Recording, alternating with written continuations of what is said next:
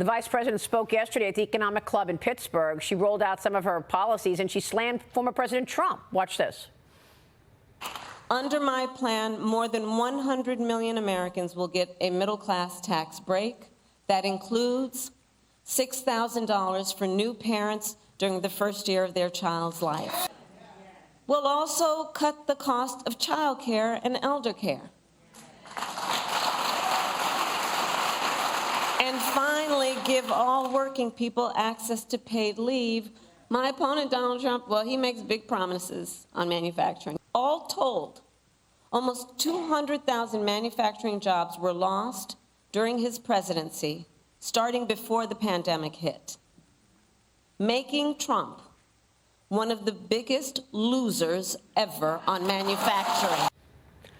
Your reaction, Senator, all this just one day after former President Trump actually gave details in a speech on his tax and manufacturing plans, explaining how he'll bring production back to America.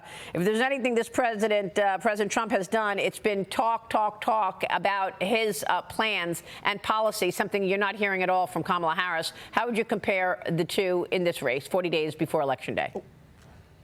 Well, I mean, there's no comparison. What I would say immediately to Vice President Harris is, you've been there for 3.5 years. Why haven't you done any of these things? Why have we seen highest inflation? You've been the border czar. We have 10 million illegals in this country now that are committing crimes, as you mentioned earlier. We had a broadband deployment. It was part of the IIJA, $42 billion, 3 years in the making, and no money has gone out to places like West Virginia that are underserved and unserved.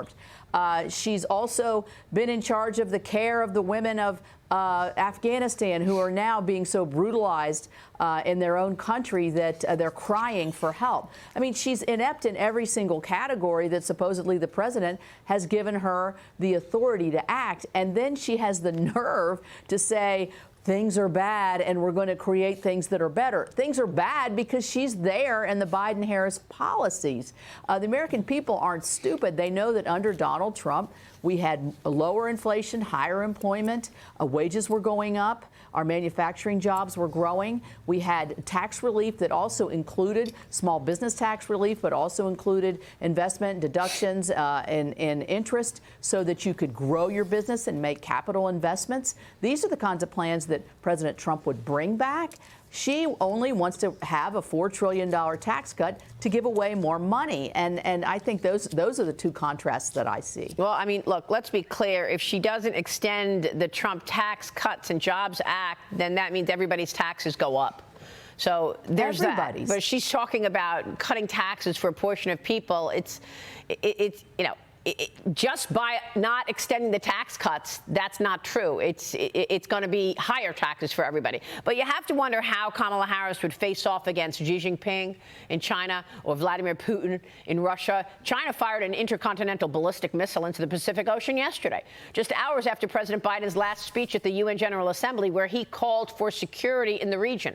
Were they getting back at him for that? The Pentagon said China notified the U.S. ahead of the test launch. Senator, you recently introduced a strategic act to strengthen the U.S. against China with a wide-ranging set of proposals on the military, the economy, trade relations, and much more. Tell us about that and your reaction to what you've heard from Kamala Harris on China. Well, I think obviously the fact that China launched that missile, a missile that they haven't launched in the ocean in over 40 years, immediately after our president addressed the United Nations, is a total finger in the eye of the United States and also the region. They've had unrest with the Philippines. Obviously, you see the Australians and the New Zealanders calling question into what kind of notification they were given, the Japanese as well. So the neighborhood is upset with China. And I think that this strategic act will make more accountability for China, will ratchet down or ratchet up the help for the neighborhood in terms of Taiwan and our friends in the region. You know, I think this administration has been sitting by the sideline while China's gathering more data about the United States, where they're spear phishing into our internet to see if they can find out personal data about companies and individuals that might be high profile. I mean, we see all of this, and yet all we see from the administration is inaction. So this bill, I think, we will push hard and hopefully can get it through. All right. We will be watching all of your work, Senator. It's good to see you this morning. Thank you.